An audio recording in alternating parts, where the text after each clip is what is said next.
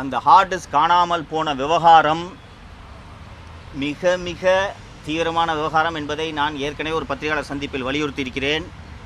மின்சாரத்துறை அமைச்சர் திரு நிர்மல்குமார் அவர்களும் இந்த அரசும் அதோட சீரியஸ்னஸை புரிஞ்சுக்கிட்டாங்களான்ட்டு எனக்கு உள்ளபடியே தெரியவில்லை. விசாரணை நடக்கிறது, விரைவில் குற்றவாளிகள் கண்டுபிடிக்கப்படுவார்கள். விசாரணை நடப்பதனால் நான் எதுவும் சொல்ல விரும்பவில்லை அப்படின்றத அமைச்சர் திரு நிர்மல்குமார் அவர்கள் மீண்டும் மீண்டும் வலியுறுத்துகிறார். கடந்த 2025 தொடக்கத்தில் மின்வாரியத்தின் தலைவராக திரு ஜே ராதாகிருஷ்ணன் IAS அவர்களை தமிழக அரசு, அப்போதைய திமுக அரசு நியமித்தது. உங்களுக்கு திமுக அரசில் நடந்த நியமனங்கள் எல்லாருமே நண்பர்கள் அத்தனை பேருக்கும் தெரியும். ஒரு பணம் கொழிக்கும் ஒரு துறையின் தலைவராக எப்படிப்பட்ட IAS அதிகாரியை போடுவாங்க? நேர்மைக்கு பெயர் போன ஒரு அதிகாரியை போடுவாங்களா? நீங்கள் டிரான்ஸ்ஃபார்மர் டெண்டரில் அடிக்க முடியுமா? சோலார் டெண்டரில் அடிக்க முடியுமா? ப்ரைவேட் பவர் பர்ச்சேஸில் அடிக்க முடியுமா? எதில் பண்ண முடியும்? நமக்கு சொல்கிறதுக்கெல்லாம் ஒத்துழைப்பு கொடுக்கக்கூடிய ஒரு அதிகாரி தான் அங்கே போடுவாங்க. அப்படித்தான் இன்னொன்று, அந்த நேரத்தில் அந்த நியமனத்தில் இருக்கக்கூடிய சிக்கல் என்னன்னு கேட்டிங்கன்னா, பெயருக்கு தான் திரு சிவசங்கர் அமைச்சர், துறையை நடத்துனது செந்தில் பாலாஜி. அப்போ இது ரெண்டுக்கும் ஏற்றார் போன்ற ஒரு அதிகாரியை அங்கே நியமிக்கணும். அந்த அதிகாரியவே மாற்றாமல் நீங்கள் எப்படி சார் ஊழலை கண்டுபிடிக்க போகிறீங்க? சொல்கிறாரு நாங்கள் குற்றவாளிகளை கண்டுபிடிப்போன்ட்டு. நான் அந்த ஏற்கனவே பத்திரிகையாளர் சந்திப்பில் சொன்னேன். நான் ஒரு அரசு அலுவலகத்தில் 18 ஹார்ட் டிஸ்க்கு திருடுறதுக்கு எப்படிங்க கவர்மெண்ட் சர்வெண்ட்டுக்கு துணிச்சல் வரும்? அப்படி அது நடக்குதுன்னா அதில் சம்மந்தப்பட்டவர்கள் தான் அதை செய்ய வேண்டும். அதில் சம்மந்தப்பட்டவர் செந்தில் பாலாஜி மற்றும் சிவசங்கர், அவங்க 2 பேருமே அங்கே இல்லை. இப்போ யார் தொடர்ந்து அங்கே இருக்கிறது?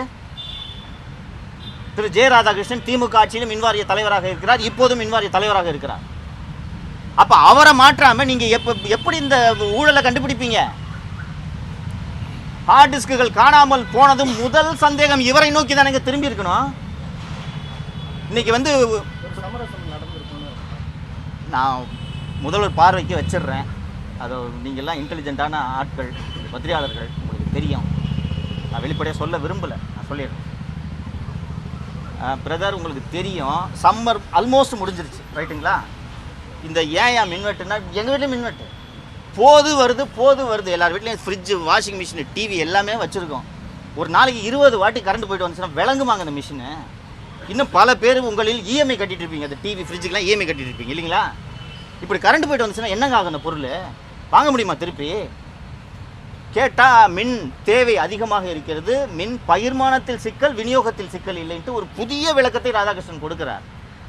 உங்களுக்கு முதல் வாரத்தில் கத்திரி வெயிலில் இந்த ஷார்ட்டேஜ் நடந்துச்சுன்னா நான் புரிஞ்சுக்கிறேன், வெயில் பீக்கில் இருக்குன்ட்டு. ஆல்மோஸ்ட் சம்மர் முடிஞ்சிருச்சு, கேரளாவில் பருவமழை தொடங்கி விட்டது. அந்த பீக் சம்மரில் இருந்ததோட அதிகமான மின்வெட்டு இப்போது இருக்கிறதா? எப்படிங்க வருது? அதிகாரிகள் இன்னும் திமுக கைவசம் தான் இருக்கிறாங்கன்றது. திமுக அதிகாரிகளை ஏன் இந்த அரசு தேர்ந்தெடுத்து முக்கிய பதவிகளுக்கு நியமிக்கிறது என்பதுதான் நான் இந்த அரசை பார்த்து கேட்கக்கூடிய கேள்வி.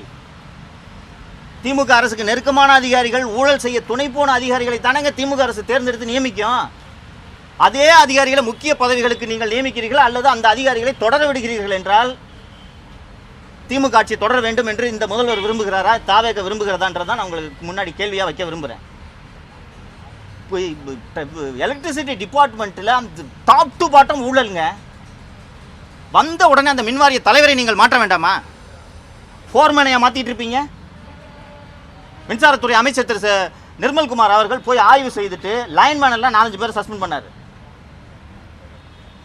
அப்புறம் அவங்க லைனை பிடிங்கி விட்டு திருப்பி ரீஇன்ஸ்டேட் பண்ணுறாரு. கீழே இருக்கிற அந்த அந்த அந்த ஏழை தொழிலாளிகளா ஊழலில் ஈடுபட்டவர்கள் யார்? அந்த ஊழலுக்கு காரணமானவரை அவரை பக்கத்தில் வச்சுக்கிட்டு இருக்காரு. என்ன நிர்வாகம் பண்ணுறீங்க நீங்கள்? பிளே ஸ்டோர் மற்றும் ஆப் ஸ்டோரில் இருந்து பாலிமர் செயலியை QR கோடு மூலம் பதிவிறக்கம் செய்யுங்கள்.